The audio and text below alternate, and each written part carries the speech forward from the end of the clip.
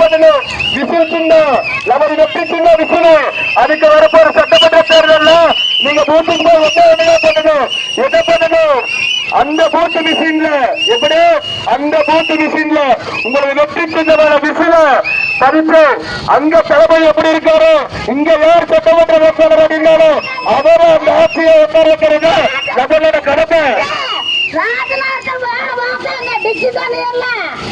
பாதி தோண்டு பாதி இல்லாம வந்து சாக்கடை புல்லுமே சரியான கொசு தூக்க முடியுறதில்ல எங்கனால வீட்டுக்குள்ள. ஸ்டாலின் சார் கேட்கிறோம், இவங்களோட பதில் கேட்கிறோம், இவங்களோட கேள்வி கேட்கிறோம். ஒரு மணிக்கு முடிச்சா நைட்டு காலையில 5 மணிக்கு நாங்க கார்பரேஷன் போறோமுங்க.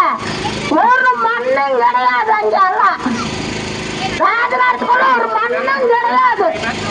அது பாக்கிறேன் இது பாக்கிறேன்னு சொன்னாங்கன்னா என் முன்னாடி வந்து நின்று கேட்டு சொல்லு, எவ்வளவு இருந்தா நான் மாட்டுக்கு வந்துருவேன். இந்த அம்மாக்கு கை தட்டுங்கப்பா, இந்த அம்மாக்கு கை தட்டுங்க, இந்த சிங்கப்பெருக்கு கை தட்டுங்க, இந்த கை தட்டுல சிங்கப்பெருக்கு கொடுங்க.